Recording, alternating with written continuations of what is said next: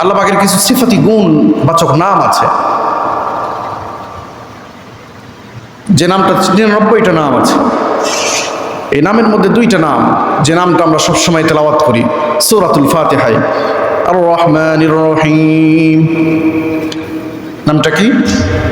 আর রহমানির রহিম। আর রহমান একটা সিফাতি নাম, গুণবাচক নাম, রহিম একটা সিফাতি নাম। এই 2টা নামের 2টা অর্থ পৃথিবীতে আল্লাহ পাক প্রয়োগ করেছেন। রহমানকে আল্লাহ পাক পৃথিবীবাসীদেরকে আল্লাহ পাক দিয়ে দিয়েছেন, মানে এত দয়ালু, অত্যন্ত মেহেরবান, অতি মেহেরবান যে প্রভু, তিনি রহমান ওই প্রভুকেই বলে যিনি আপন পর, শত্রু মিত্র, পরিচিত অপরিচিত সবাইকে এক নিমিষে ভালোবাসেন, তিনি হলেন রহমান।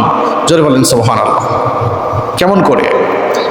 যারা আল্লাহ পাকের নাফরমানি করে তাদেরকেও যে আল্লাহ রিজিক দেন, যারা আল্লাহ পাকের গোলামি করে তাকে কে রিজিক দেন?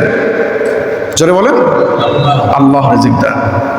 যারা আজকে সালাতুল জুমা আদায় করবে তাদেরকে যে আল্লাহ রিজিক দিবেন, যারা ইচ্ছাকৃতভাবে এই সালাতুল জুমাকে ছেড়ে দিবে তাদেরকেও রিজিককে দিবেন আল্লাহ। কারণ দুনিয়াতে আল্লাহ পাক রহমান, মানে আপন পর, পরিচিত অপরিচিত, শত্রু মিত্র সবার সাথে একই নিমিষে ভালোবাসেন।